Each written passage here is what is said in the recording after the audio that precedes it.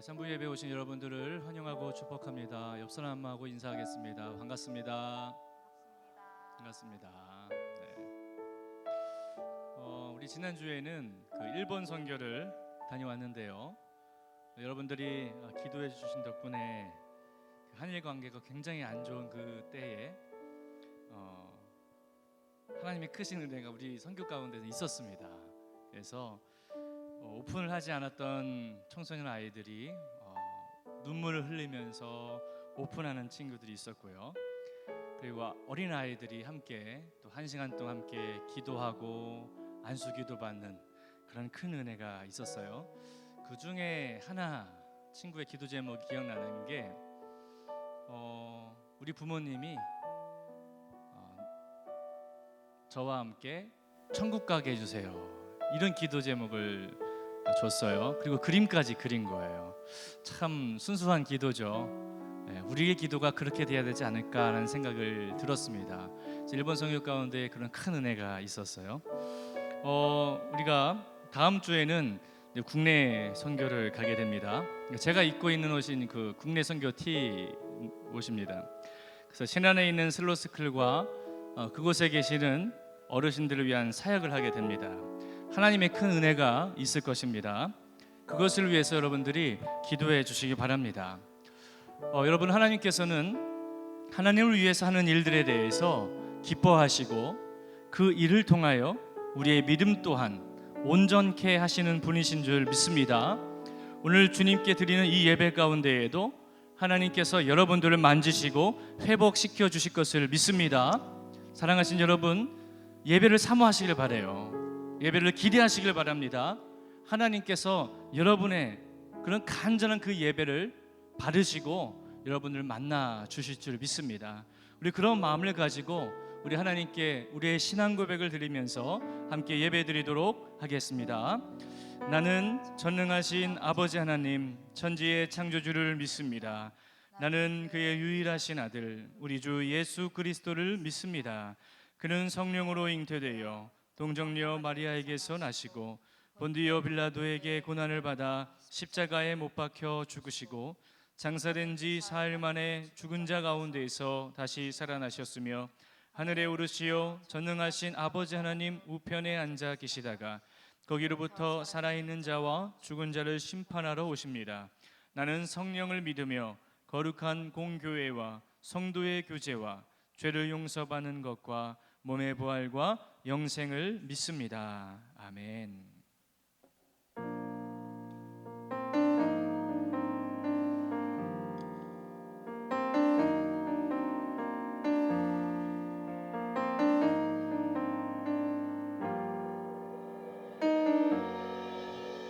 주 앞에 나와 주 앞에 나와 제사를 드리네.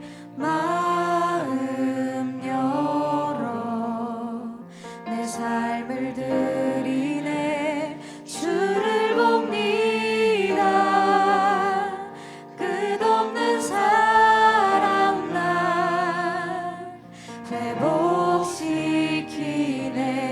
이제 눈 들어 이제 눈 들어 주 보네. 그 능력 날 새롭게 해. 주님의 사랑 날 만지시니 내 모든 두려움 사라지네. 폭풍 속에도 주 붙들고 믿음으로 주와 걷네.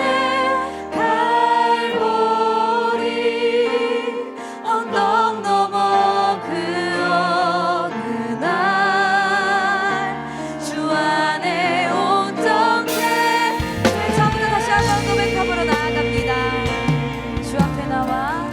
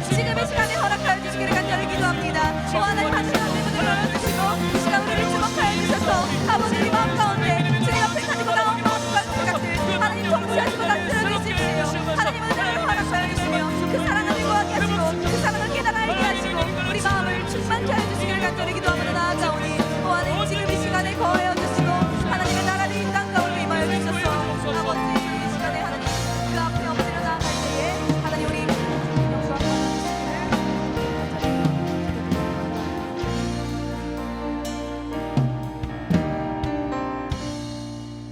예수님의 이름으로 간절히 기도드렸습니다. 아멘.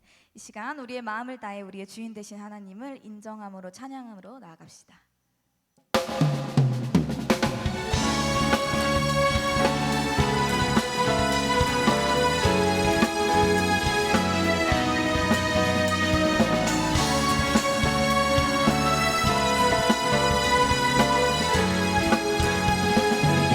내 마음 다해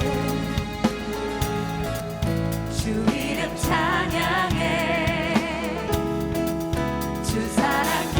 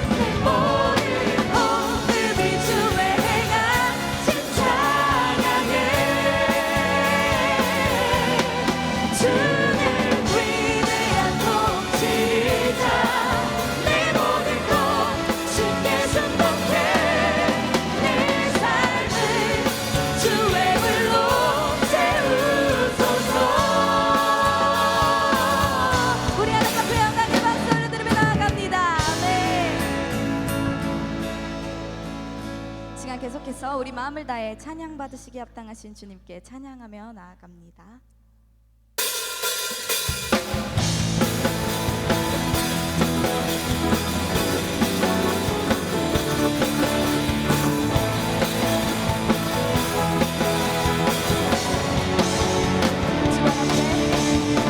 주발 앞에 나 엎드려 주만 간절히 원해 주 계신 곳 나 바라봅니다.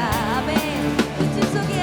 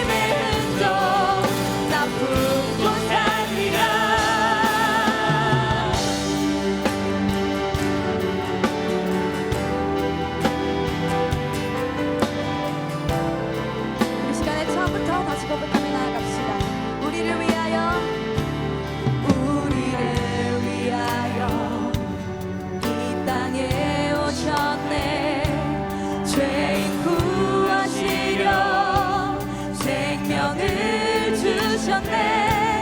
주의 마음으로 세상을 섬기며 이 땅 회복하신 십자가를 전하리.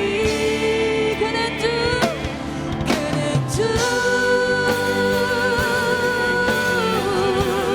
모든 일을 위해 뛰어난 예수 나 자랑하리라.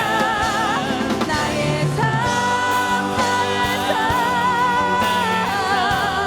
예수 그리스도 주님의 흔적 나쁜 곳 그는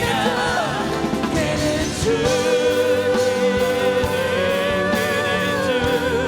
모든 일을 위해 뛰어난 예수 나 자랑하리라.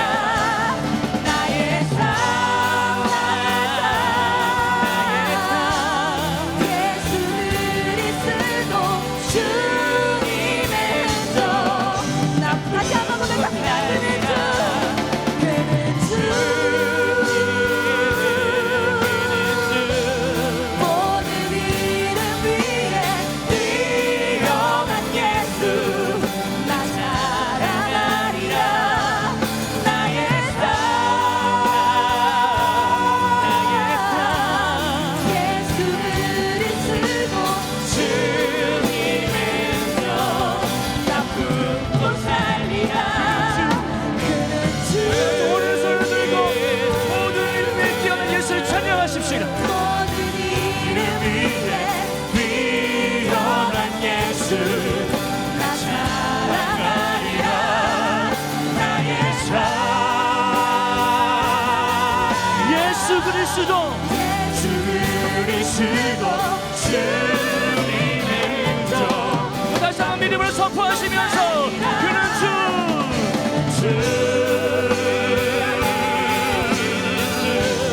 모든 일을 위해 뛰어난 예수 이름을 찬양합니다. 나의 삶을 다하여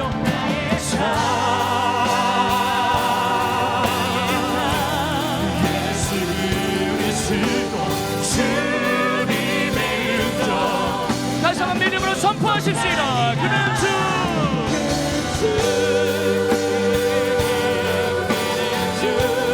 모든 일을 위해 뛰어난 예수 나 찬양하리라. 나의 삶 그분은 예수 그리스도 주님의 흔적 나쁜 곳 살리라. 시간 다 함께 기도할 때에 예수 그리스도의 흔적을 지닌 사람으로서 주님을 자랑하며 주의 마음으로 세상을 섬기는 주의 백성들이 되게 하여 주옵소서. 선포되어지는 목사님 말씀을 통해서 다시 한번 주님 앞에 헌신하게 하여 주옵소서라고 함께 통성으로 기도하십시다. 살아계신 하나님 아버지시여, 아버지 산 주님을 찬양하며 예배만 나갈 때에 주님의 사랑 우리 안에 충만하게 도와주시옵소서. 모든 일을 위해 뛰어난 그 예수님을 사랑하며 주님의 흔적을 지닌 사람으로서 예수 그리스도의 복음을 선포하며 살게 하여 주옵소서. 이 산 주님 목사님을 통해서 말씀을 들을 때에 주님의 음성 듣게 도와주시고 포로되고 갇힌 자들이 자유함을 누릴 수 있도록 주 성령께서 함께 도와주시고 이 예배 가운데 말씀 가운데에 하나님의 성령께서 역사하셔서 우리의 마음을 터치하시고 치료하여 주시옵소서. 하나님께서 역사하여 주옵소서.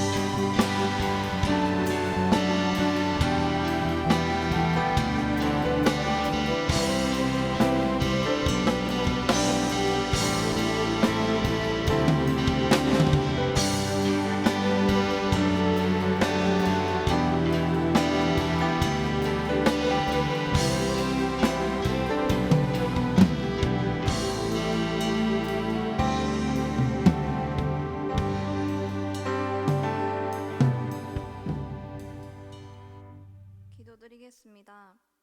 사랑의 하나님, 한 주간도 주님의 은혜 가운데 살아가게 하시고 주일을 맞아 다시 하나님의 전에서 예배드리게 하심을 감사드립니다.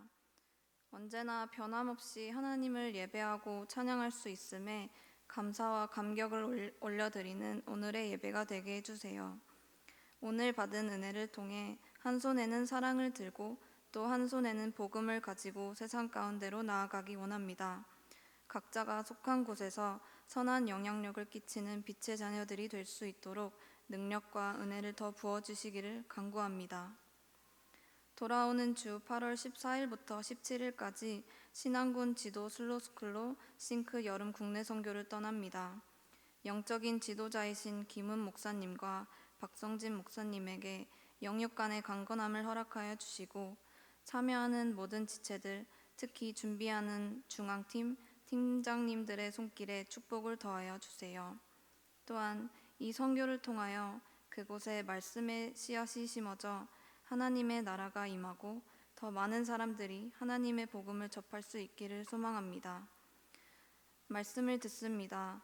오늘 말씀 전하실 지영은 담임 목사님께 말씀의 능력을 더하여 주사 한 사람도 그냥 돌아가지 않고 성령으로 더욱 충만해질 수 있도록 아버지께서 더욱더 인도하여 주세요. 예배 가운데 함께 하시는 하나님을 바라보며 이 모든 말씀 오늘도 살아계시고 역사하시는 예수님의 이름으로 기도드립니다. 아멘.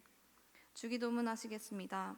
하늘에 계신 우리 아버지, 아버지의 이름을 거룩하게 하시며 아버지의 나라가 오게 하시며 아버지의 뜻이 하늘에서와 같이 땅에서도 이루어지게 하소서. 오늘 우리에게 일용할 양식을 주시고 우리가 우리에게 잘못한 사람을 용서하여 준 것 같이 우리 죄를 용서하여 주시고 우리를 시험에 빠지지 않게 하시고 악에서 구하소서. 나라와 권능과 영광이 영원히 아버지의 것입니다. 아멘.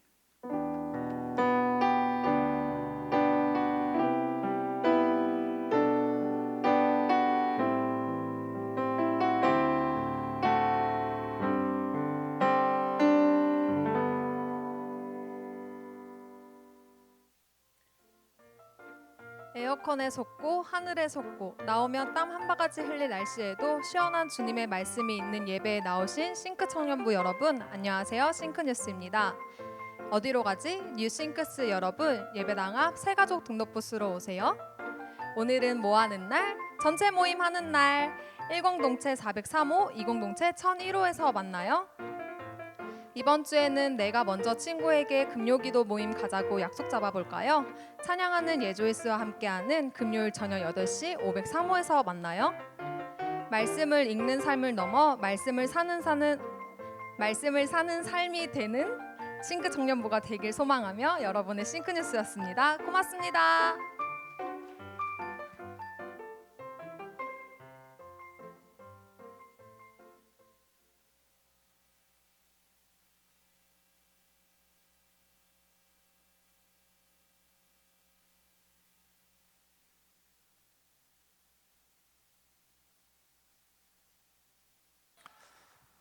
네, 이번 주간 수요일부터 수목금토 4일 동안 신안 슬로스쿨에 국내 단기 선교 사역하러 갑니다. 우리 두 분 목사님, 또 우리 부감 집사님들도 우리 부감 부장 장로님 또 여러 청년들이 가는데 여기 있는 것처럼 여전도회 연합회 권사님 집사님들도 같이 가십니다. 우리 교회에서 신안 슬로스쿨 열심히 같이 사역하고 있는데 이 시간에 한번 파송하는 기도 같이 드리도록 하겠습니다. 우리 이번 걸음으로 해서 또 한번 의미 있는 발걸음이 되도록 하나님 축복에 주옵소서. 또 우리 가지 않는 청년들 기도로 동참하겠습니다. 그리고 신안 슬로스쿨 자라나는 세대들을 교육시키는 대한교육 공동체를 꿈꾸면서 또 계속 그렇게 사역하고 있습니다. 하나님 더욱더 계획대로 또 하나님의 섭리대로 멋지게 진행되게 하옵소서. 우리 다 같이 한번 마음을 모아 통성으로 기도하겠습니다. 하나님 아버지 은혜를 감사합니다.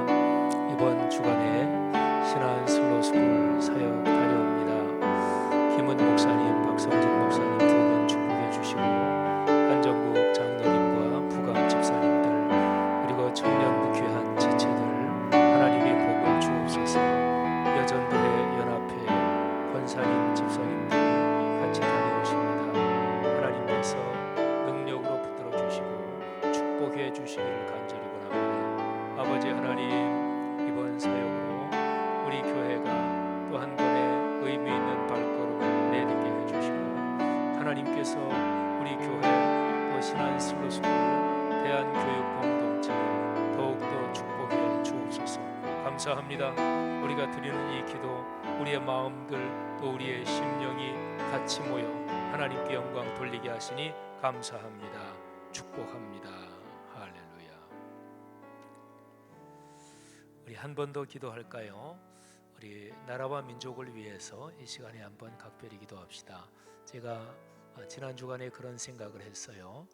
일본과의 갈등, 또 미국, 중국과의 갈등 그 사이에서 우리나라가 처신하기가 사실은 굉장히 힘들어요. 워낙 큰 나라들이 하면서.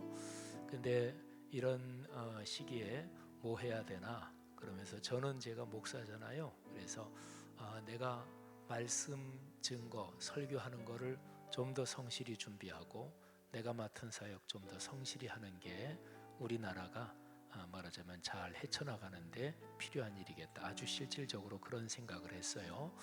나라와 민족을 위해서 기도하면서 우리 싱크 청년부가 가지고 있는 비전, 또 예수 그리스도의 복음의 정신대로 사는 것, 우리 아까 광고해 준 자매가 얘기한 것처럼 말씀을 알 뿐이 아니라 말씀을 사는 삶이 되는, 그게 나라와 민족이 사는 길일 것입니다. 특별히 한일 경제 갈등 우리가 넘어서게 하시고, 일본 불매운동이 꼭 성공하게 하시고, 또 일본 내에 양식이 있는 지도자들, 또 일본의 양심적인 시민단체들도 대다수의 선한 일본 국민들이 우리 한국과 또 같이 마음을 모으게 하옵소서. 장기적으로는 한국, 일본이 같이 손잡고 세계 복음화 또는 동아시아의 평화의 길을 열어가게 하옵소서. 다만 아베 총리를 비롯한 일본 극우파들, 그들이 군국주의적으로 가려는 그 방향에 제동이 걸리게 하옵소서. 동아시아의 평화 축복하옵소서. 다 같이 한 번 더 통성으로 기도하지요. 하나님 아버지, 은혜를 감사합니다. 나라와 민족을 위해서 이 시간에 마음을 모아 기도합니다. 아버지 하나님, 한일 간의 경제 갈등, 역사 문제로 인한 갈등 때문에 여러 가지로 쉽지 않은 상황이 있습니다. 하나님, 중국과 일본 간의 무역 전쟁, 환율 전쟁, 그 사이에서 우리나라가 처신하기가 힘들고 또 여러 가지 어려움도 닥쳐오고 있습니다. 하나님, 우리나라와 민족이 이런 상황을 잘 헤쳐나갈 수 있도록 주님께서 축복해 주옵소서. 하나님, 그리스도인 또 교회들 하나님께서 축복해 주셔서 우리 각 사람이 맡은 일에 성실하며 또 최선을 다해서 자기의 직무를 다할 수 있도록 도와주옵소서. 하나님, 우리 싱크 청년부 귀한 지체들을 축복하셔서 각기 걸어가고 있는 인생길에 하나님이 부어주시는 놀라운 은혜를 체험하게 하옵소서. 감사합니다. 성령의 능력으로 우리를 넉넉하게 채워 주옵소서. 할렐루야. 감사합니다. 하나님, 나라와 민족을 위해서 기도한 우리의 마음을 모은 간구를 응답해 주신 줄로 믿습니다.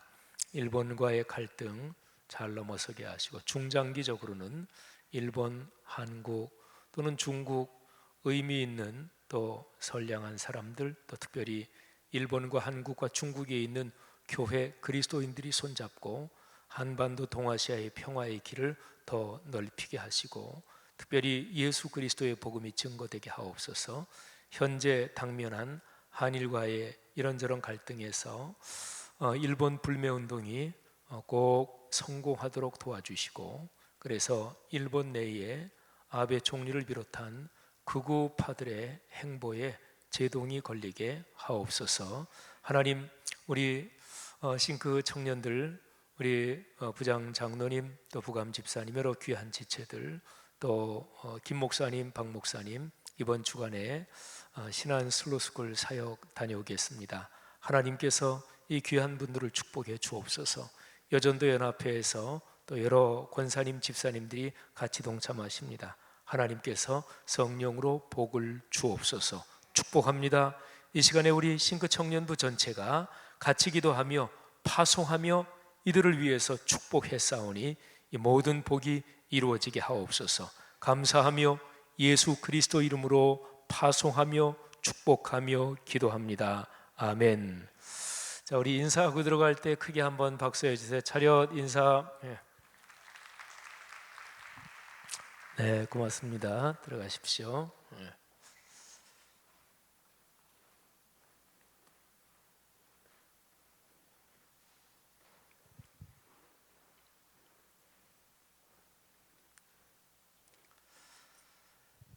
자, 오늘은 제가 설교하기 전에 찬송을 하나 같이 부르고 설교를 하겠는데요. 우리 반주 좀 해주시겠어요, 신디? 예. 찬송가 345장, 345장을 한번 가사를 띄워주시기를 바랍니다. 제가 미리 얘기 안 하고 갑자기 주문해서 우리 주조정실에서 찬송가 345장 가사를 한번 띄워주세요. 예, 이 찬송가를 제가 잠깐 설명을 드리면 올해가 3.1운동 100주년이 되는 해죠. 그런데 1919년 3.1 독립운동이 일본 제국주의 총칼에 무참하게 짓밟히죠. 현실적으로는 실패죠. 하지만 그 정신은 계속해서 항일운동, 독립운동으로 계속 이어지죠.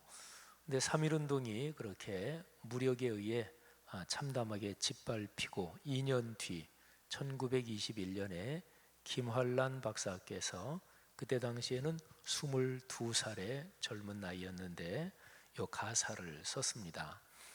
곡이 붙여진 것은 1967년도에 이동훈 선생께서 곡을 붙였는데요. 이 가사를 한번 보면 그때 당시에 우리나라가 캄캄한 밤, 무섭게 파도가 치고 바람이 부는 폭풍이 있는 바다에 있는 작은 위태로운 배와 같다, 이렇게 비유를 했어요. 그래서 이 찬송가 가사를 보면 그런 아주 그 비참한 또 바람 앞에 등불 같은 그런 불쌍한 모습을 표현하고 있는데, 가사가 쭉 진행되면서 그런 상황 가운데서도 한 줄기 빛을 보고 있다. 그 빛은 하나님이 비춰주시는 빛이죠. 그래서 우리의 죄를 하나님 앞에 회개하면서, 그리고 하나님이 권능의 손으로 그 배에 노를 저어 주셔서, 그리고 바람과 바다를 잔잔하게 해주신다, 그렇게 가사가 되어 있어요. 제가 한번 가사를 읽어드릴 테니까 1절부터 5절까지 한번 가사를 들으면서 3.1 독립운동 그 전후에 우리 민족들이 처했던 그런 상황을 한번 생각해 보면 좋겠어요. 여기 앉아 있는 젊은이들로서는 여러분들의 증조 할아버지, 여러분들의 할아버지가 일제치 않은 경험하셨을 테고, 근데 3.1 독립운동이 일어날 그때에 여러분들의 할아버지도 안 계셨을 가능성이 많고, 증조 할아버지는 다 계셨겠죠. 그러니까 오래지 않은 일이에요, 그죠? 제가 가사를 읽어드리겠습니다. 캄캄한 밤 사나운 바람 불 때, 만경창파 망망한 바다에 외로운 배 한 척이 떠나가니, 아 위태하구나 위태하구나. 비바람이 무섭게 몰아치고 그 성난물 큰 파도 일대에 저 뱃사공 어쩔 줄 몰라 하니, 아 가련하구나 가련하구나. 절망 중에 그 사공 떨면서도 한 줄기의 밝은 빛 보고서 배 안에도 하나님 계심 믿고 오 기도 올린다 기도 올린다. 아버지여 이 죄인 굽어보사 성난 물결 잔잔케 하시고 이 불쌍한 인생을 살리소서. 오 우리 하나님 우리 하나님. 모진 바람 또 험한 큰 물결이 제 아무리 성내어 덮쳐도 권능의 손 그 노를 저으시니, 오 잔잔한 바다 잔잔한 바다. 저는 개인적으로 우리나라의 희망은 40대 그리고 그보다 젊은 세대에 있다고 저는 최근에 들어서 그런 생각을 명백하게 가지게 됐어요. 여러 가지 이유가 있지만 그 중에 하나는 지금 여기 있는 여러분도 그렇지만 저는 이제 60이 조금 간 넘었으니까, 근데 제가 사는 세대하고 여러분 세대는, 여기 젊은이들, 우리 어른들도 좀 계십니다만은 젊은이들하고는 사고 구조가 다른 것 같아요. 저는 어릴 때 자라면서 지금의 중국이 아니라 중공이었던 시절이었습니다. 공산국가, 그리고 중국은 지금의 타이완을 중국이라고 불렀어요. 그러니까 저는 쭉 자라면서 우리나라가 막 힘들 때 뭐 이런 때 이제 59년에 태어났으니까 전쟁 끝나고 또 이제 한참 50년대 후반 뭐 베이비 부모 시대죠 저는. 근데 2002 한일 월드컵 때도 그랬지만 우리나라의 젊은 세대는 한 번 신명이 나면 거침이 없이 용기가 있는 것 같아요. 지금의 기성세대하고는 다르죠. 그래서 저는 이번에 한일 경제 갈등에서 제일 걱정하는 게 우리 젊은이들의 기가 꺾이면 안 된다, 그것입니다. 그래서 제가 지난 주일에 일본 불매운동, 우리 기독교적인 시각으로 봐서도 꼭 필요한 일이고 그리고 반드시 일본 불매운동 성공해야 된다, 제가 그 말씀을 드렸잖아요. 근데 우리나라로 볼 때 특별히 중요한 게 우리 젊은이들이 절대로 자존감이 땅에 떨어지면 안 된다, 이게 사실은 제일 중요한 생각이었어요. 일본 경제 불매운동, 일본 불매운동이 이번에 성공해야, 또 이번 일본 불매운동은 젊은이들이 또 참여하고 주도도 하고 이러잖아요. 근데 일본에 이번에 꺾이면 그러면 아베 총리나 그쪽에서 볼 때는 너희들은 우리가 너희 나라 통치할 때처럼 2류 3류 국민이야, 너희들은 우리 손아귀에 있어, 그럴 거 아니겠어요. 그러면 우리나라 지금 젊은이들이 뭐 워낙 취업이 안 되고 막 여러 가지로 사회 산업 구조 등등 바뀌니까 너무나 어려운데, 그래서 젊은이들이 우리나라를 헬 조선, 쉬운 얘기로 지옥 같은 나라다, 이러는 의견도 있고 그러는데, 이번에 일본에게 우리가 눌려서 그렇게 되면 젊은이 여러분들의 자존감이 바닥에 떨어지는 게 저는 제일 그게 걱정입니다. 그래서 그 한 가지 이유만으로도 일본 불매운동은 반드시 성공해야 된다. 근데 뭐 일본과의 갈등에서 문제가 분야가 지금 여러 가지지, 일본 불매운동은 그 중에 하나지요. 삼성 같은 대기업이나 또 기술력 있는 중소기업들은 최선을 다해서 노력해야 되겠고, 정부는 정부대로 노력해야 되겠고, 뭐 등등 많은 게 있지만, 특히 일본 불매운동에서는 젊은이 여러분들 때문에도 반드시 성공해야 된다, 저는 그 생각이 아주 많은데요. 자, 345장, 100년 전에 우리는 일본에게 꺾였고 눌렸고, 그래서 3.1운동이 총칼에 짓밟히고 그렇게 되고 난 다음에 우리 독립을 염원했던 그런 지도자들이 굉장히 많은 수가 사회주의, 공산주의로 넘어갑니다. 그러니까 1919년보다 2년 전에 1917년에 러시아 소비에트 혁명이 일어났잖아요, 그죠? 1900년대 초에 1차, 그리고 17년에 2차 혁명이 일어나고, 그러면서 러시아 제국에서 소비에트 연방, 공산주의 연방이 탄생하잖아요. 그래서 이제 3.1운동이 실패로 돌아가고 민족의 지도자들 중에 상당히 많은 수가 사회주의 쪽으로 넘어갑니다. 공산주의 쪽으로. 참 여러 가지로 참담한 아픈 역사인데요. 그때를 생각하면서 345장 1절, 3절, 5절을 우리 같이 부르겠습니다.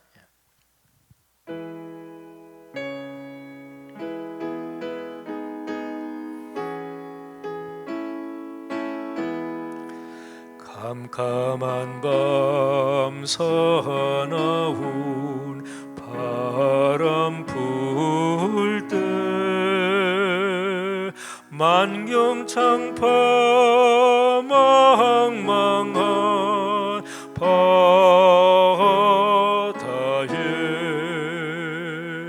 외로운 배 한 척이 떠나가니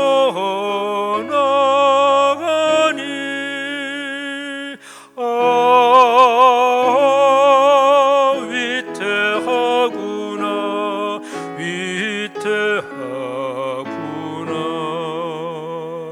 절망 중에 그 사공 떨면서도 한 줄기의 밝은 피 보고서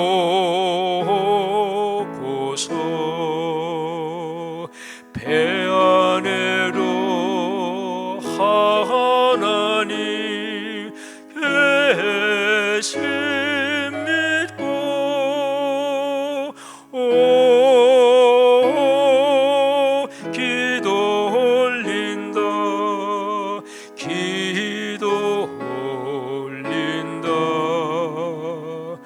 모진 바람 또 험한 큰 물결이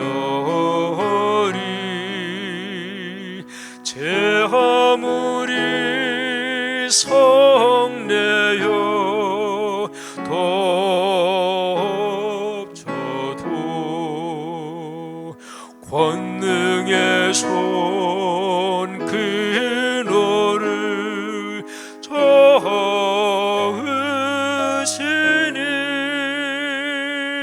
오 잔잔한 바다 잔잔한 바다. 아멘. 광복 74주년 기념 주일입니다. 그러니까 이번 주간 8.15가 광복 74주년 기념일이죠. 우리 민족은 지금으로부터 한 100여 년 어간에 참 여러 가지 우여곡절을 많이 겪었습니다. 조선 왕조가 점점 기울어 가면서 간신히 대한제국으로 나라 형태가 바뀌죠. 대한제국, 그러니까 그전에는 우리나라가 중국 생각에서 우리는 왕이고 중국 쪽은 황제고 그랬거든요. 근데 조선 왕조가 이렇게 기울어 가면서 사실은 우리가 뭐 원하고 뭐 등등 그런 것보다 우리를 중국에 이런 데서 띄워놓고 뭐 등등 여러 가지 이유 때문에 하여튼 그냥 슬프게 대한제국, 그리고 우리나라의 고종 왕은 고종 황제가 됐어요. 겨우 그렇게 대한제국으로 이어지다가 온갖 모욕과 수치를 당하면서 나라를 뺏겼죠. 한일 강제 합병이 된 게 1910년이에요. 그런데 5년 전에 1905년 11월 17일에 일본이 강제적으로 을사보호조약을 맺었습니다. 헌병들 다 그냥 대신들이 있는데 다 이렇게 해가지고 하면서 강제로 조약을 맺은 건데요. 이 조약 때문에 우리나라의 외교권이 뺏겼습니다. 그 을사 강제 조약 그 여러 조항 중에서 처음에 두 조항을 제가 한번 읽어볼게요. 제1조, 일본국 정부는 동경 소재 일본 외무성을 경유하여 금후, 이제부터 한국의 외국에 대한 관계 및 사무를 감리 지휘하며 일본국의 외교 대표자 및 영사는 외국의 재류, 외국에 거주하는 한국의 신민 및 이익을 보호한다.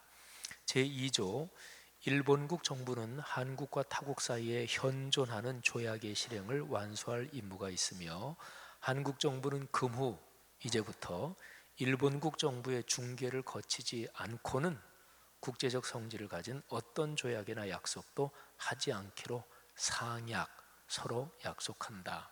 아주 간단하게 그냥 말하면 너희는 이제 우리 손 안에 있어. 그러니까 우리 허락 없이는 국외 대외적으로 아무것도 못해. 그러니까 외교권을 뺏긴 거예요. 우리나라는 사실상 그때부터 일본의 속국이 됐다고 얘기할 수 있습니다. 5년 뒤부터가 아니고, 그래서 1905년부터 생각하면 일제치하가 36년이 아니고 40년이라고 얘기할 수가 있죠. 그렇게 하면 이스라엘 백성이 광야 40년 훈련을 거친 것처럼 우리나라도 일제치하에서 40년간의 시련과 연단의 과정을 거쳤다, 이렇게도 볼 수 있습니다. 을사강제 조약에 항거한 사람들이 많았어요. 장지연 선생은 조약 체결된 뒤 3일 뒤 11월 20일자 황성신문에 시일야 방성 대곡, 그러니까 현재 이런 상황에서 대성통곡한다, 이런 제목의 논설문, 칼럼을 썼습니다. 그래서 일본의 침략성을 규탄하고 또 그 강제 조약에 찬성한 이른바 을사오적이죠. 그 대신들을 공박했습니다. 국민들도 일제히 권리기해서 조약이 무효다, 그리고 을사오적을 아주 규탄을 했어요. 을사오적이 박재순, 이지용, 이근택, 이완용, 권중현 이렇게 5사람이죠. 그리고 동학혁명이 그 전부터 있었지만 요 을사 강제 보호 조약 때문에 동학혁명이 다시 2차 전쟁을 하게 되죠. 그래서 우리 조선 그러니까 대한제국 관군하고 일본군하고 이 연합군하고 동학혁명군이 싸워요. 동학혁명군이 아주 많은 피해를 입고 우금치 전투에서 동학혁명군이 한 10,000명이 조금 넘었다 그러는데 9,500명이 전사하고 겨우 500명 정도 남는 아주 무참한 학살을 당하죠.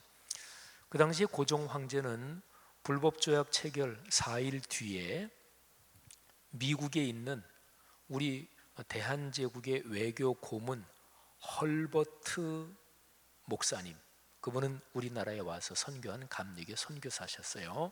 근데 헐버트 목사님한테 이 조약 체결이 강제로 됐다, 나는 승인한 적 없다, 이거 무효다, 세계 각국에 알려라, 이렇게 하명을 했습니다. 그 고종이 하명을 내린 그 내용을 잠깐 읽어드릴게요. 짐은 총칼의 위협과 강요 아래 최근 양국 사이에 체결된 이른바 보호조약이 무효임을 선언한다. 짐은 이에 동의한 적도 없고 금후에도 결코 아니할 것이다. 이 뜻을 미국 정부에 전달하기 바란다. 저는 우리 한국 젊은이들이 우리나라 역사에 대해서 관심을 많이 가지기를 바랍니다. 유홍준 교수가 쓴 우리 문화 답사기, 그건 참 아주 이미 고전이 됐죠. 또 그거 비롯해서 우리나라 근대사에 대해서는 정확한 식견을 가지고 있어야, 그래야 우리가 사는데 자존감이, 자기 정체성이 분명하게 생기죠. 이렇게 일본에게 나라를 뺏기고 우리 민족이 당한 서러움과 고통은 이루 말할 수 없이 극심했습니다. 그런데 이런 상황 가운데서도 우리 민족은 민족의 자긍심 그리고 독립에 대한 투쟁을 결코 멈추지 않았습니다. 하나님께서 우리 민족을 사랑하셔서 1945년 8월 15일 2차 세계대전에서 일본이 패망하고 우리는 8.15 광복을 맞이했습니다. 그리고 3년 뒤인 1948년에 헌법을 제정하고 그리고 자유민주주의 국가를 세웠죠. 그리고 참 놀라운 것이 1919년 3.1 독립운동이 있잖아요. 근데 그 어간에 상해의 임시정부가 세워졌거든요. 그래서 3.1 운동 상해 임시정부는 우리나라 국가의 뿌리입니다. 그건 우리나라 헌법에도 명확하게 기록이 되어 있죠. 근데 그때 당시는 말하자면 바로 황제가 있던 대한제국, 그게 이제 합병이 되고 뭐 그럴 시기잖아요. 그런데 그때에 이미 상해 임시정부 그 이제 규약을 보면 민주주의, 대의민주주의를 표방하고 있습니다. 그리고 이제 어쨌든 48년 해방되고 나서 헌법부터 먼저 정하고 재헌국회를 열고 그리고 이제 국가가 세워졌죠. 2년 뒤에 6.25 전쟁, 국제적으로는 그냥 한국전쟁이라 그러죠. 그 한국전쟁이 발발해서 전 국토가 아주 초토화됐죠. 그 국제시장이라는 영화를 비롯해서 태극기 휘날리며 또 크로싱, 우리나라 남북 간에 이런 거를 다룬 영화들은 굉장히 많죠. 근데 그렇게 초토화됐는데 그때는 6.25 전후에는 전 세계에서 우리가 가장 가난하고 가장 불쌍한, 가장 비참한 나라였습니다. 근데 한 50여 년 만에 우리나라는 전 세계에서 한 10번째로 잘 사는 나라가 됐습니다. 전 세계 한 200여 개 국가 중에서 이제 그 국가가 얼마나 살기 좋은가 등등 여러 가지를 이제 여러 각도에서 볼 수가 있어요.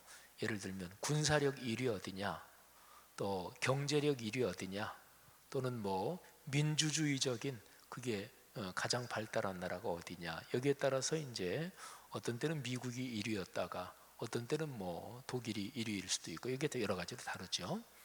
근데 3050 클럽 이런 표현이 있습니다. 3050. 여기서 30은 1인당 국민소득이 3만 불 이상을 말합니다. 그리고 뒤에 50은 그 나라 인구가 5천만 명을 넘는 나라를 말합니다. 그래서 전 세계에서 경제적으로 1인당 국민소득이 3만 불 이상이면서 동시에 총인구가 5천만 명을 넘는 나라. 인구가 1억이 넘는 것은 굉장히 큰 나라예요. 5천만도 그렇게 많지는 않습니다. 그러면 예를 들어서 이 3050 클럽에 러시아는 못 껴요. 인구로는 당연히 5천만 명 훨씬 넘죠. 근데 1인당 국민소득이 3만 불이 안 됩니다. 중국도 못 껴요. 중국도 인구는 많지만 1인당 국민소득이 3만 불이 안 되고 뭐 인도 마찬가지고. 근데 인도, 중국, 러시아 무지무지하게 강한 나라들이잖아요. 근데 3050 클럽 여기에는 못 듭니다. 그러니까 3050은 국민 숫자가 많다는 거하고 그래도 1인당 국민 소득이 3만 불이 넘고 이러니까 그래도 꽤 중요한 이 척도지요. 근데 2018년까지 3050 클럽에 전 세계 200여 개 국가 중에서 딱 6개 나라가 그 안에 들어 있었습니다. 근데 여기서 6개 나라 중에서 3개는 2차 세계대전 승전국이에요. 연합군 쪽에서 싸웠던 승전국 3나라. 그리고 또 3나라는 2차 세계대전을 일으킨 전범 국가. 그러니까 2차 세계대전 끝나고 패망을 해서 폭삭 망할 정도로 됐던 나라들입니다. 연합국 3나라가 어디냐면 미국, 영국, 프랑스. 그리고 전범 국가 3나라는 독일, 이탈리아, 그리고 일본. 이렇게 됐죠. 근데 전범 국가들이 2차 세계대전 이후에 다시 경제적으로 부흥하고 발전해서 강한 나라가 됐다. 그거는 어떻게 보면 자연스럽기도 합니다. 왜냐하면 전쟁을 일으켰다 그 자체가 그 정도의 군사력을 가지고 있었고 경제력을 가지고 있었고 기술 수준이 그만큼 높았다는 것을 의미하거든요. 그래서 패전은 했지만 사실은 몇십 년이 지나면서 다시금 세계 최강국으로 일어선 거지요. 3050 클럽은 2018년까지는 그렇게 2차 세계대전 승전국 가장 강한 3나라 또 전쟁을 일으켰던 그 당시에 사실은 강했던 3나라가 6나라가 3050 클럽이에요. 근데 2019년에 여기 한 나라가 더 들어갔습니다. 현재는 그렇게 해서 7개 나라인데 그 나라가 바로 우리나라예요. 물론 이런 얘기가 국민소득 3만 불 근데 이것이 좀 골고루 분배가 되지 않고 우리들에게 체감적으로 다가오지 않는 게 뭐 사회 구조적인 또 문제이기도 하고요. 뭐 그렇지만 어쨌든 이 3050 클럽 이걸 생각하면 6.25 이후에 초토화돼서 그야말로 가장 가난하고 비참한 나라였던 우리나라가 6.25 이후 한 50여 년 만에 이렇게 됐다. 이것은 놀라운 일이 아닐 수 없고 그리고 우리나라를 보는 시각이 사람에 따라 틀려요. 젊은이들이 쓰는 헬조선이라는 말부터 시작해서 여러 가지 평가가 있는데 근데 그래도 어느 정도 이쪽이나 저쪽이나 치우치지 않고 어느 정도 중립적으로 볼 때 우리나라의 이런 발전 사례는 전 세계에서 사례가 사실은 없습니다. 그러니까 2차 세계대전 또는 1차 세계대전 그러니까 20세기에 들어왔어요. 1900년대 지금 21세기잖아요. 근데 1900년대 1차 세계대전 후 뭐 이 정도부터 거의 7, 80년 동안 그 당시에 강하지 않은 나라가 강한 나라 대열에 끼어든 나라가 하나도 없습니다. 아르헨티나가 그렇게 계속 경제가 올라갔고 선진국 쪽으로 들어가려고 했는데 중간에 꺾였죠. 멕시코도 마찬가지고 또 뭐 다른 나라 좀 있나 모르겠어요. 사실은 20세기, 21세기 역사에서 전 세계적으로 뭐 옛날에 다 강했던 나라 그런데 다시 두각을 나타낸다 이런 나라 말고 중국은 옛날부터 강한 나라였습니다. 중세 때부터 강한 나라였어요. 어느 때는 전 세계 몽땅 통틀어서 중국이 제일 발전한 나라였어요. 워낙 대국이고 자원도 많고 등등. 우리나라는 그 정도 나라는 아니었죠. 정신적으로 문화 수준으로 우리나라가 강한 힘을 가지고 있고 품격을 가지고 있고, 이거는 여러 면에서 맞는 얘기일 것입니다. 근데 우리나라는 사실은 종합적으로 강하고 큰 나라는 아니지요. 그런데 우리나라가 현재는 그렇게 세계적인 그런 상당한 나라 수준에 올라섰는데, 이건 역사상 이런 나라 사례가 사실은 처음입니다. 보통 아시아의 4마리 용이라 그러죠. 싱가포르, 대만, 홍콩, 그리고 우리나라. 홍콩이 중국에 반환되기 전에 그런 얘기 많이 썼잖아요. 근데 이 4마리 용 중에서 홍콩, 싱가포르, 대만, 이 3개는 나라라고 하기보다 홍콩하고 싱가포르는 그냥 도시잖아요. 그렇죠? 도시 하나가, 홍콩은 중국에 들어가기 전에 나라 비슷한 체제를 가지고 있었고, 지금도 일국양제 체제 뭐 해서 자치권을 보장하고 있는데, 싱가포르는 그야말로 도시 하나거든요. 대만은 뭐 사실은 섬 하나지요. 조금 싱가포르, 홍콩보다는 크기만 하지만. 근데 이 3나라는 나라 경제가 사실은 화교, 중국 상인들 있잖아요.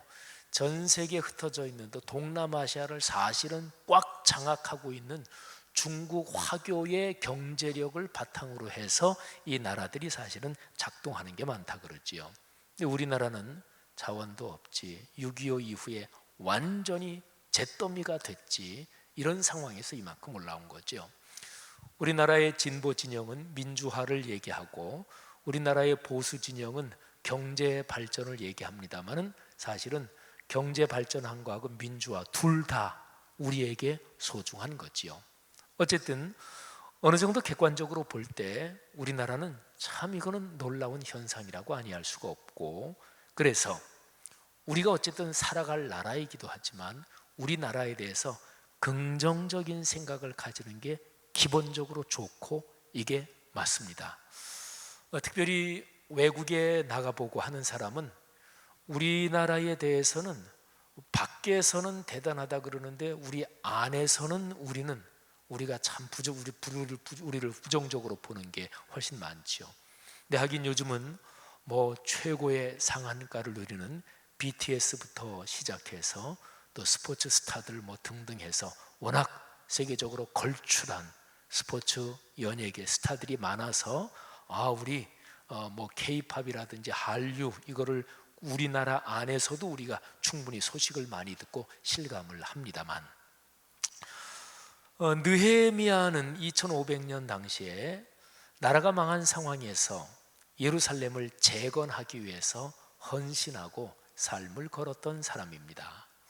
느헤미야서 1장에는 느헤미야가 어떤 상황에서 예루살렘을 재건해야 되겠다고 생각했는지 그 배경이 느헤미야서 1장에 기록이 되어 있고, 그리고 2장으로 건너가면 느헤미야는 그 당시에 팔레스타인 또는 그 동방 쪽을 다스리고 있었던 바벨론의 아주 강력한 큰 나라 바벨론의 왕궁에서 고위직에 있었던 사람인데, 근데 느헤미야가 어떻게 해서 바벨론의 황제죠, 아닥사스다의 인정을 받아서 유다의 총독으로 파송받게 되는지, 또 그렇게 총독으로 파송받아서 오는 과정이 느헤미야서 2장에 기록이 되어 있습니다. 오늘 제가 설교 본문으로 택한 것은 느헤미야서 2장 10절부터 20절 말씀입니다. 2장 10절에 보면 느헤미야가 이제 왕의 명령서를 받아서 그래서 예루살렘의 총독으로 부임을 합니다.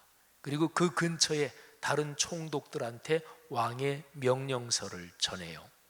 아닥사스다 왕이 군대까지 호위하게 해서 느헤미야를 수행하게 했습니다. 그리고 예루살렘 성을 재건하는데 나무나 이런 게 들어갈 거 아니겠어요? 그러니까 왕이 바벨론 국가에 이 목재를 관리하고 있는 아삽이라는 관리한테도 명령서를 내려서 느헤미야가 예루살렘을 재건하는 데 필요한 목재를 공급해 줘라, 이런 명령서까지 내렸습니다. 느헤미야가 도착하자 걱정하고 그리고 아주 속이 뒤틀린 사람들이 있었습니다. 2장 10절과 19절에 세 사람 이름이 나와요. 산발랏, 도비야, 게셈.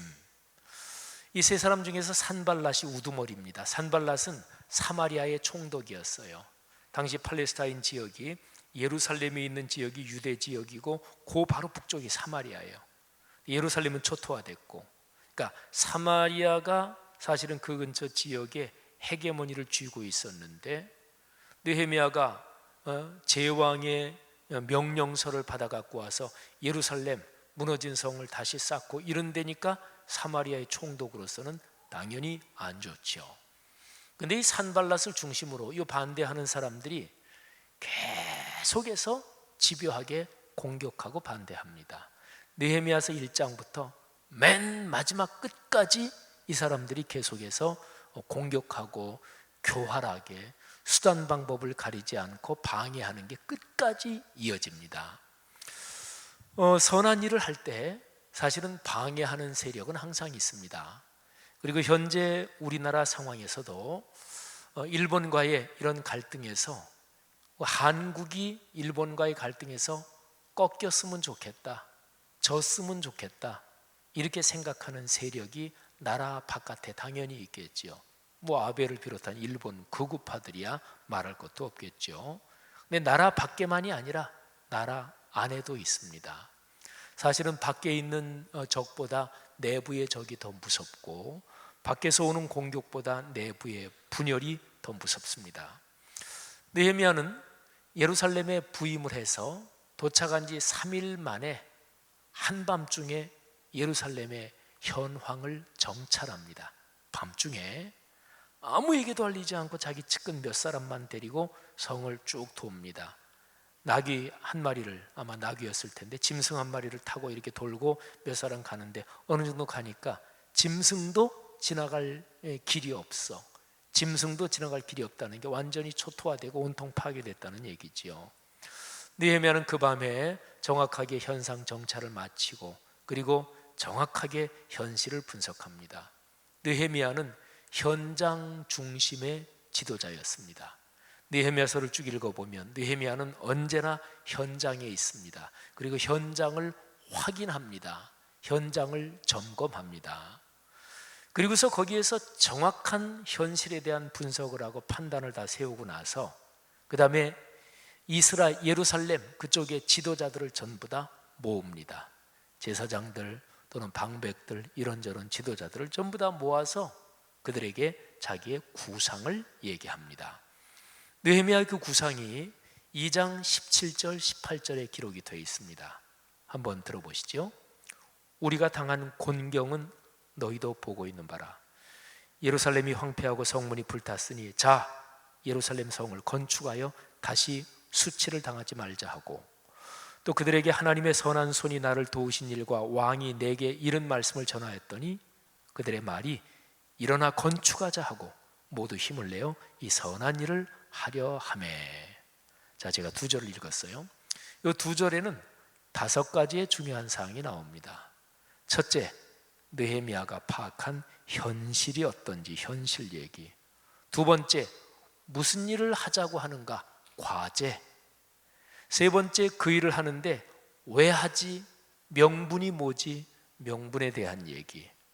그리고 네 번째는 그 일이 가능성이 있나, 그 가능성에 대한, 그러니까 격려에 대한 얘기가 나오고, 5번째는 예루살렘의 지도자들이 느헤미야의 구상에 대해서 어떻게 반응했는지 그 반응이 나옵니다. 현실은 우리 초토화됐다, 아무것도 없다. 그래서 과제는 예루살렘 성 다시 세우자. 그리고 명분은 다시 수치를 당하지 말자. 제가 아까 1905년에 을사 강제 보호조약 얘기했잖아요. 사실은 일본이 너희 한국쯤이야. 그리고 일제시대 때 한국 사람을 조센징이라고 불렀잖아요. 이거는 2류, 3류 국민이란 얘기예요. 너희는 인간적으로 우리 발 아래에 있는 존재들이야. 이게 조센징이란 말이에요. 그러니까 이번에 꺾이면 일본의 극우파들은 너희가 제 아무리 그래 봐야 너희가 우리 손아귀에 있지, 이런 거죠. 또 수치를 당할 수 있는 거죠. 느헤미야는 하나님께서 어떻게 자기를 도우셨는지 그 얘기를 아마 상세하게 했을 거예요. 말하자면 간증이죠. 특별히 아닥사스다 왕하고 대화를 하는 중에 하나님께서 어떻게 왕의 마음을 감동시키셨는지 그런 얘기도 했을 거예요. 그리고 왕께서 친히 명령서를 내리신 거 뭐 등등 그런 것도 얘기했을 거예요. 그러니까 예루살렘의 지도자들이 힘을 얻었겠죠. 그래서 그들이 우리 합시다 이렇게 반응을 하는 거예요. 여러분, 이 반응에 대해서, 이런 상황에 대해서 산발랏을 비롯한 그 대적자들이 공격을 해옵니다. 그들의 공격이 19절에 나오는데 이런 얘기를 합니다. 너희가 하는 일이 무엇이냐? 너희가 왕을 배반하고자 하느냐? 이런 얘기를 해요. 그러니까 느헤미야와 그 일을 하려는 사람을 국가 반역죄로 몰려는 계획입니다. 이거는 느헤미야서를 쭉 읽다 보면 이런 시도가 계속된다는 것을 아주 잘 알 수 있습니다. 동서고금을 막론하고 상대편을 꺾는데 할 수만 있다면 제일 좋은 방법이 이걸로 상대편을 꽉 목을 틀어주는 거예요. 너희 반역질하지? 하고서 목을 틀어주는 거예요. 어떤 국가든 어떤 집단이든 그 국가나 그 집단의 제일 중요한 정체성에 반역을 하는 것은 그 집단으로 보면 가장 위중한 일이니까 가장 강하게 쳐야 되는 거거든요. 그래서 권력 다툼에서 반역, 이거는 이제 그런 거예요. 느헤미야는 산발랏을 비롯한 그 대적자들이 이렇게 공격하는 것에 대해서 신앙적인 명분으로 명확하게 대답을 합니다. 20절인데요. 하늘의 하나님이 우리를 형통하게 하신다. 그의 종들인 우리는 일어나 건축할 것이다. 그런데 너희들에게는 예루살렘에서 아무 기업도 없고 너희들은 받을 몫이 아무것도 없다. 이렇게 얘기를 합니다. 여러분, 일본 불매운동에 세 가지 꼭 성공해야 되는 이유에 대해서 저는 지난 주일 설교에서 말씀을 드렸습니다. 저는 목사들 중에서 우리 사회의 현안 문제를 설교에서 사실은 제가 잘 다루지 않는 사람이에요. 뭐 선거 있을 때, 총선이든 대선이든 선거 있을 때 제가 선거와 관련해서 한 번 정도는 제가 설교를 하고요. 또 어떤 일은 가끔 아주 언급은 하지만 저는 사실은 우리 사회 현안 문제를 설교에서 깊이 다루지 않는 사람이에요.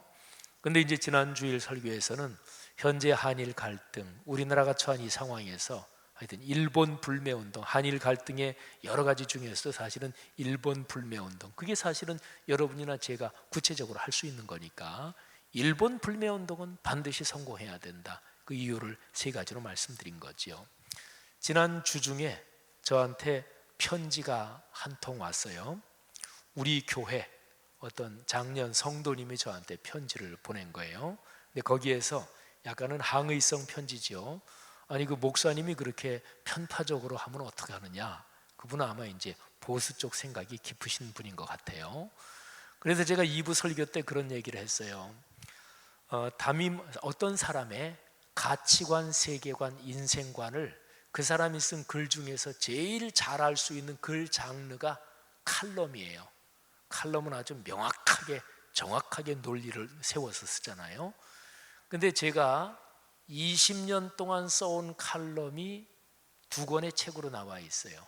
그러니까 1999년 정도부터 그 정도부터 해서 1998년이네요. 98년부터 지금까지니까 21년 동안 썼던 그 칼럼들은 개인적인 사적인 칼럼이 아니고 공적인 신문에 다 발표된 거, 그거를 2권의 책으로 우리 교회 서점에 있죠. 첫 번째 책이 인용구라고 하는 제목이고 두 번째 책이 라티오 이렇게 됐죠. 제가 2부 예배 설교에서는 우리 교회 성도님들한테 담임 목사의 세계관, 인생관, 가치관을 아는 좋은 방법은 그 칼럼집을 읽어보면 된다. 그런 말씀 드렸어요. 또 칼럼은 뭐 200자 원고지로 하면 뭐 8매 또 10매 정도밖에 안 되니까 읽기에 어렵지도 않죠. 사랑하신 여러분, 제 가장 큰 관심은 예수 그리스도를 믿는 우리 기독교 신앙이 우리 대한민국 사회에서 독자적인 마당, 땅을 갖는 거예요. 그래서 제가 옛날에 썼던 칼럼 중에서 잃어버린 땅을 찾아서 이런 제목의 칼럼도 기억나는데, 우리 한국교회는 우리 사회에서 보수 쪽에 붙어 있거나 진보 쪽에 붙어 있거나, 그러니까 자기의 독자적인 땅이 없어요.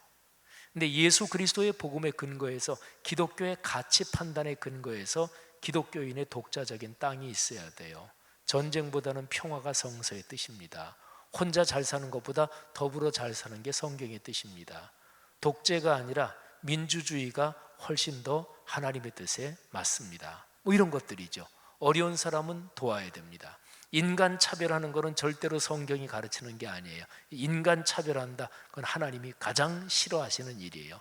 인간을 착취하고 유리하고 인신매매하고 성폭행하고, 이거는 성경이 가장 엄격하게 금하고 있는 거예요. 그러면 우리 기독교의 독자적인 가치관의 근거에서 한국교회는 독자적인 땅을 가져야 돼요. 그래서 진보 세력이든 보수 세력이든 우리 기독교의 표를 구하려면, 그러면 우리 기독교의 가치관은 이거다, 이 가치관에 부합하면 진보도 칭찬할 수 있고 보수도 칭찬할 수 있고, 이 가치관에 부합하지 않으면 진보도 당신들 거 잘못됐다, 보수도 당신들 거 잘못됐다. 이게 사실은 제가 쓴 모든 칼럼의 제일 근본적인 것입니다. 제가 신문사에도 논설위원으로도 있었지만, 칼럼니스트들, 그러니까 논설위원이나 신문사에 근무하는 이런 사람들은 자기 글을 상황에 따라서 꺾는 경우가 사실은 많습니다. 그리고 어떤 민감한 사안에서 쓸 때는 흔히 하는 대로 양비양시론, 양쪽이 있다 그러면 이쪽 잘못됐다, 그런데 이쪽도 이런 점이 잘못됐다, 또 뭐 다르게 이쪽에 참 타당한 이유가 있다, 근데 이쪽에도 타당한 이유가 있다, 양시양비론이죠. 이거는 글쟁이들이 교묘하게 빠져나가면서 글재주를 부리는 거예요. 저는 사실은 그래야 될 상황이 별로 없었어요. 제가 신문사에도 2년 정도는 있었지만, 그때도 목사로, 제가 목사라는 거 사람이 다 알고, 저는 뭐 보수든 진보든 또는 이쪽 저쪽 편들어야 될 이유가 없고 성경의 근거에서, 그래서 한 공적인 신문에 20년 넘게 칼럼을 써왔는데, 옛날 쓴 글을 봐도 그래, 내 입장이 그때는 몰랐던 거 더 알았을 수도 있고 더 성숙할 수도 있지만, 그런데 의도적으로 입장을 꺾거나 또는 말을 이렇게 했다 저렇게 했다, 그런 거는 뭐 별로 없는 것 같아요. 감사한 일이지요. 젊은이 여러분, 나라와 민족을 사랑해야 합니다. 이건 우리의 가장 기본적인 생존의 기본 조건이에요. 그리고 우리나라를 생각할 때 한국 교회를 중심으로 예수 그리스도의 복음을 땅끝까지 전하게 하시고, 그리고 복음 안에 담긴 삶의 숭고한 가치들, 아까 얘기했잖아요. 더불어 살아야 돼요. 어려운 사람 도와야 됩니다.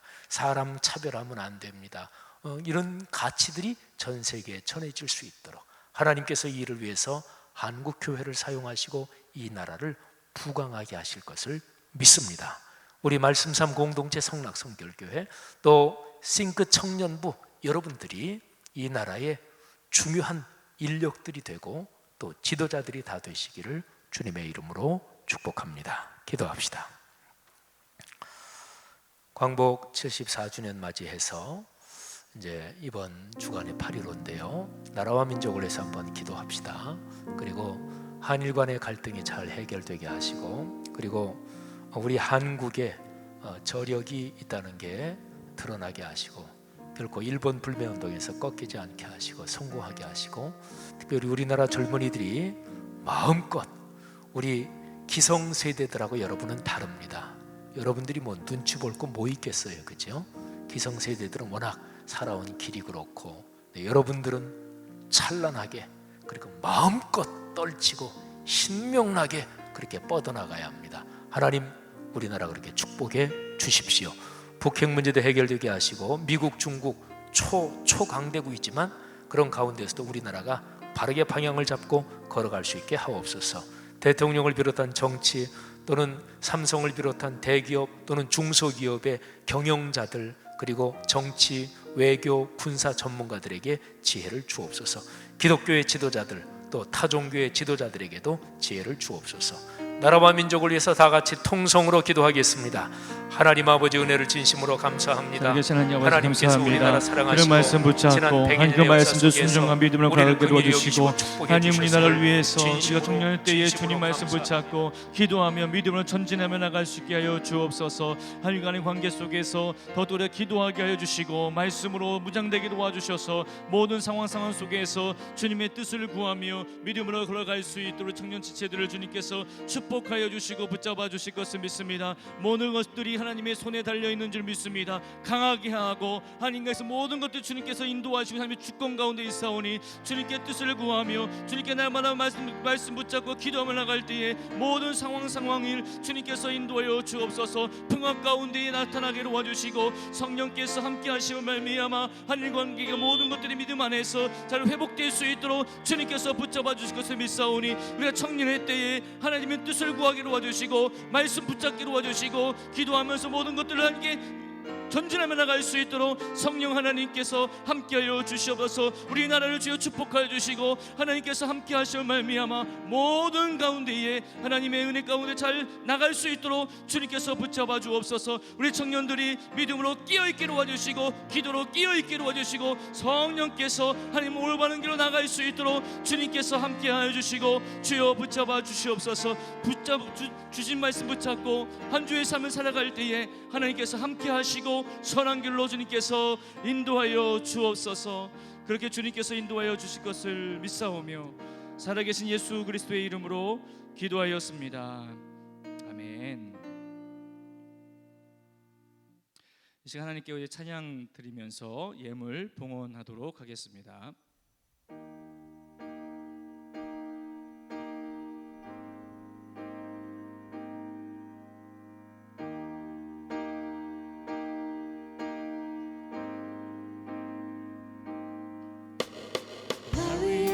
십자가에서 깨뜨리신 사랑 오늘도 그 사랑 안에 나 거합니다. 주님의 생명 내 안에 있고 주님의 사랑 날 강권하니 나 오늘도 주께 내 삶을 깨뜨립니다.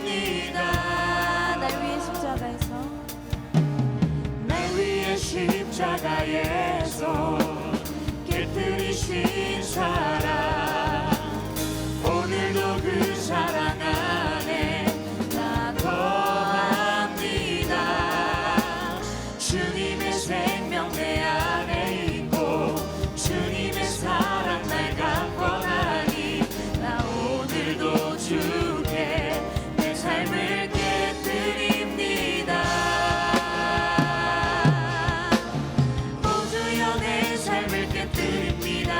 머리 위에 붓습니다. 내 모든 삶과 생명을 주님 얻으소서. 오주여 내 삶을 깨뜨립니다. 머리 위에 붓습니다. 주님께라면 아깝지 않습니다. 존귀와 영광을 받으소서. 존귀와 영광을 받으소서. 하나님 어린 양 예수 능력과 부와 지혜와 힘을 받으소서. 존귀와 영광을 받으소서. 하나님 어린 양 예수 나라와 권세 영광 모두 주님께. 존귀와 영광을 받으소서. 하나님 어린 양 예수 능력과 부와 지혜와 힘을 받으소서. 존귀와 영광을 받으소서. 하나님 어린 양 예수 나라와 권세 영광 모두 주님께. 다시 한번 통성으로 그런 기도 했으면 좋겠습니다. 날 위해 십자가에서 돌아가신 주님 앞에 내 삶을 깨뜨립니다. 이전 주님의 사랑으로 충만하게 하여 주옵소서. 그 사랑으로 한 주의 삶을 살게 하여 주옵소서라고 함께 통성으로 기도하십시다. 살아계신 하나님 아버지시여, 주님께서 십자가에서 날 위해 십자가에 피 흘려 돌아가신 그 십자가의 사랑이 내 앞에 임하기를 원합니다. 그 십자가 앞에 내 삶을 깨뜨리기 원합니다. 내 자아를 깨뜨리기 원합니다. 이 시간 주님께서 오셔서 주님의 사랑으로 내 안에 충만하게 하여 주옵소서. 그 사랑으로 허다한 틀을 덮는다고 말씀하셨사오니 그 사랑이 이 시간 내 가운데 임하셔서 한 주간 동안 살아갈 때에 그 사랑으로 한 주의 삶을 살아가게 도와주옵소서. 어떤 상황과 염려 어려움이 온다 할지라도 주님께서 공급해 주신 그 사랑으로 살아갈 때에 항상 승리하며 살게 도와주시고, 그 사랑으로 한 영혼 한 영혼 품고 나갈 때에 회복과 치유의 역사를 할 수 있도록 주님께서 인도하여 주시고 아버지께서 역사하여 주옵소서.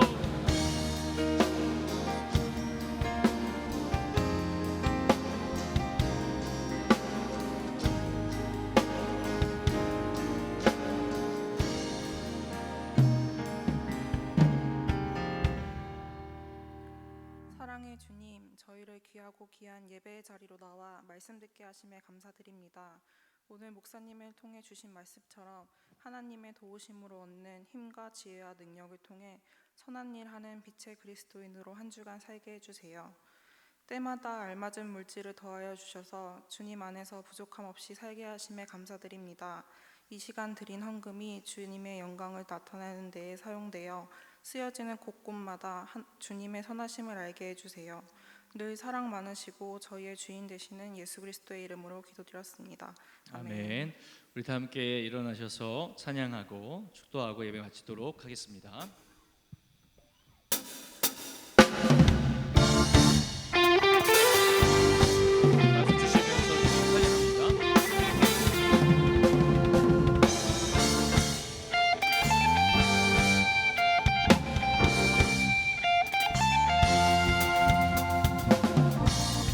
주를 믿는 나의 기쁨 무엇과도 비교 못해.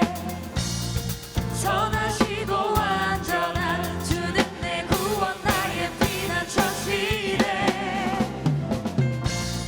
세상이 나를 들어도 나의 마음 뺏지 못해. 소망 되신 주님께 날마다 찬양하며 나가리라. 놀라운 사랑 영원한 생명을 주신 주 넘치는 은혜 그 안에서 살게 하신 주 놀라운 사랑 영원한 생명을 주신 주 넘치는 은혜 그 안에서 살게 하신 주 이름 만나 놀라운 사랑 영원한 생명을 주신 주 넘치는 은혜 그 안에서 살게 하신 주 이름 만나 찬양하리라.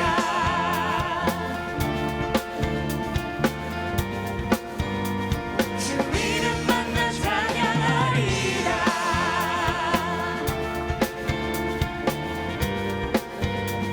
주 이름 만나 찬양하리라.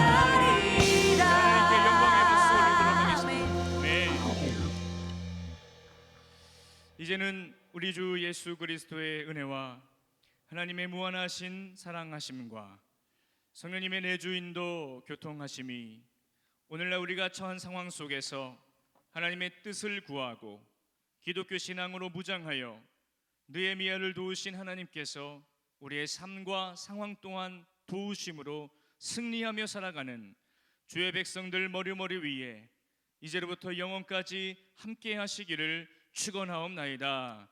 아멘.